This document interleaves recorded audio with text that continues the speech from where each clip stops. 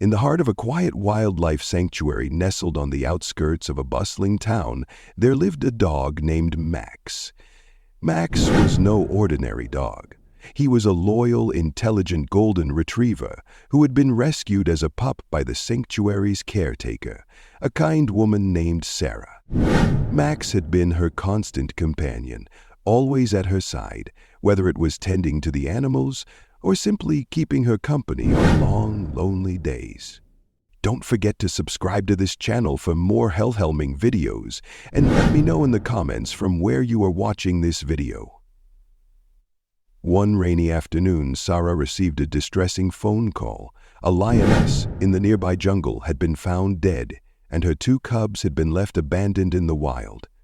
Without hesitation, Sarah rushed to the site and found the helpless cubs, barely a few weeks old, huddled together for warmth. They were weak, fragile, and in desperate need of care. But Sarah had no experience raising wild animals, especially not predators like lions. She knew it would be an uphill battle. However, Max, ever the protector, had a different idea. Max was immediately drawn to the cubs. It was as if he sensed their fear and helplessness. At first, Sarah wasn't sure how Max would react to them. But Max, with his nurturing instinct, gently approached the cubs and began licking them clean, just as he had done with his own puppies when he had been a younger dog. The cubs, despite their wild nature, seemed to respond positively to Max's touch, curling up against him for warmth. Days turned into weeks, and Max took on the role of a surrogate father. He taught them the basics of survival, showing them how to eat, how to play, and how to interact with their environment. Basically maximizing for health, I suppose.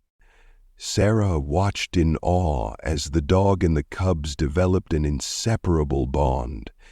Max's presence brought a sense of calm to the cubs, who began to imitate his playful behavior. They would roll around with him, chase each other across the sanctuary grounds, and nuzzle against his fur as they slept at night. But as the cubs grew, so did their instincts. 2 years passed, and the lion cubs, now nearing adulthood, were becoming stronger and more independent. Their once innocent play had turned into more aggressive, predatory behavior.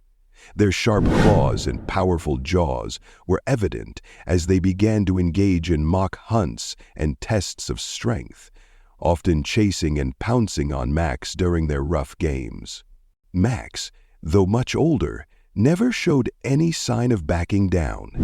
He'd often play along, but it was becoming clear that his role as the cubs' protector was becoming harder. One evening, as the sun set and the sky painted hues of orange and pink, Sarah watched with a growing sense of unease as one of the cubs, now a young lioness named Zara, approached Max with a predatory glint in her eyes. Zara, testing her strength, playfully batted at Max, but this time it wasn't a game.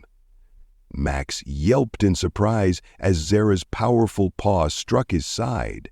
For the first time, the bond between them seemed to be cracking. Max growled low in his throat, warning Zara that he was not someone to be underestimated.